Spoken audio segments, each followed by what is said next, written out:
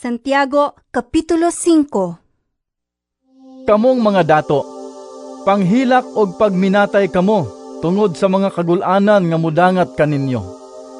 Ang inyo mga bahandi nangadunot ug ang inyo mga biste gipangutkot sa anay.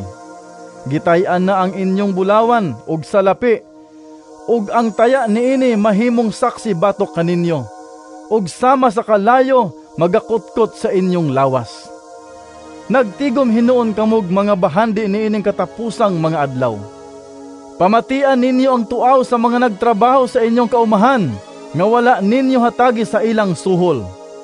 Ang mga mulo sa nag-ani sa inyong mga abot, dadungog sa Dios, ang Ginoo nga labing gamhanan. Dinhi sa kalibutan, haruhay kaayo ang inyong pagpuyo, ug nagpatuyang kamo sa kahilayan. Gipatambok ninyo ang inyong kaugalingon, tagana sa adlaw nga ting-ihaw. Gisilutan o gipatay ninyo ang taong walay sala. Wala siya musukol kaninyo. Busa, pailob kamo, mga igsuon, hangtod sa pag-abot sa Ginoo. Tan-awa unsa ang pagpailob sa mag-uuma, samtang siya nagpaabot sa pag-ani. Mapailobon siyang nagpaabot sa una o sa ulahing ting-ulan. Busa, kinahanglan nga magpailob usab kamo. Liguna ang inyong paglaom kay duol na ang pagbalik sa Ginoo. Mga igsuon, ayaw kamo pagbagulbol sa usag-usa aron dili kamo silutan sa Dios. Ang maghuhukom ana-ana sa pultahan. Mga igsuon, hinumdumin ninyo ang mga propeta nga nagwali sa ngalan sa Ginoo. Himua sila nga panig-ingnan sa mapailubong pag-antos taliwala sa mga kalisdanan. Ato silang giisip nga bulahan kay sila nakalahutay man. Gisuginlan kamo mahitungod sa pagkamapailubo ni Job, ug inyong nasayran ang gibalo sa Ginoo kaniya sa katapusan, kay ang Ginoo mahigugmaon ug maluloy-on kaayo. Labaw sa tanan mga igsuon, ayaw kamo panumpa kun manaad kamo. Ayaw panumpa sa langit, o sa yuta, o sa bisan unsa.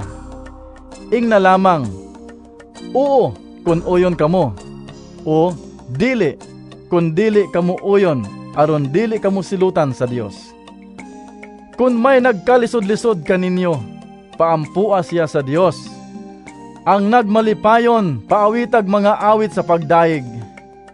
Kun adunay nagmasakiton kaninyo, ipatawag ang mga pangulo sa iglesia, aron magampo alang kaniya, og sa ngalan sa Ginoo magdihog kaniyag lana. Ang maong pag-ampo nga inubanan sa pagtuo, makaayo sa masakiton. Ang Ginoo mopahiuli kaniya sa maayong panglawas, ug mopasaylo sa iyang mga sala. Busa pagsugiray kamo sa inyong mga sala, ug pag-ampo alang sa usag-usa aron kamo mga ayo. Ang pag-ampo sa tao nga matarong dakog kahimuan. Si Elias sama kanato, apan siya mainitong nag-ampo nga dili unta muulan, ug wala gayod muulan sulod sa 3 ka tuig ug tunga. Ug unya nag-ampo na usab siya nga muulan unta, ug ang langit mibubo sa iyang ulan, ug ang yuta mihatag sa iyang abot. Mga igsuon, kun usa kaninyo mahisala gikan sa kamatuoran, ug may makapabalik kaniya, angay ninyong masayran nga kadtong makadani sa usa ka makasasala gikan sa iyang pagkadautan, magluwas kaniya gikan sa kamatayon, ug daghang mga sala ang mapasaylo tungod kaniya.